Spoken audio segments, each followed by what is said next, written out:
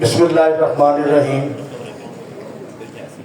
मैं अज इस पंजाबी बैठक ते जिन्ने भी दोस्त भाई आए ने सिटी चों बाहरों उन्होंने वेलकम करना और बड़ी खुशी का इजहार करना कि मेरा ख्याल है 5वीं बरसी के उत्ते 5वीं बैठक के उत्ते वजीराबाद के मोस्टली लोग तशरीफ ले आए ने।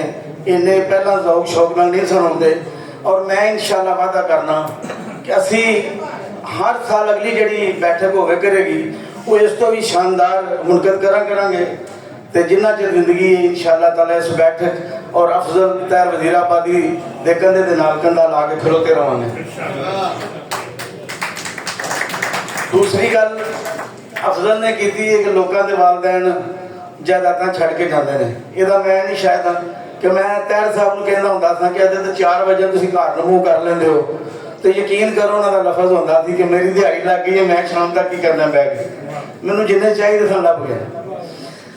तो बाकी साडा वो दिलों भरा सी दिलों यार सी दिली का दिल का रिश्ता सी।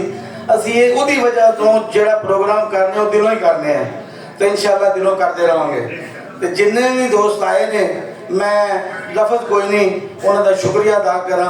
ऐतकां साडा बहुत ज़्यादा बैठक का मान रखने वाले का अल्लाह मान रखेगा।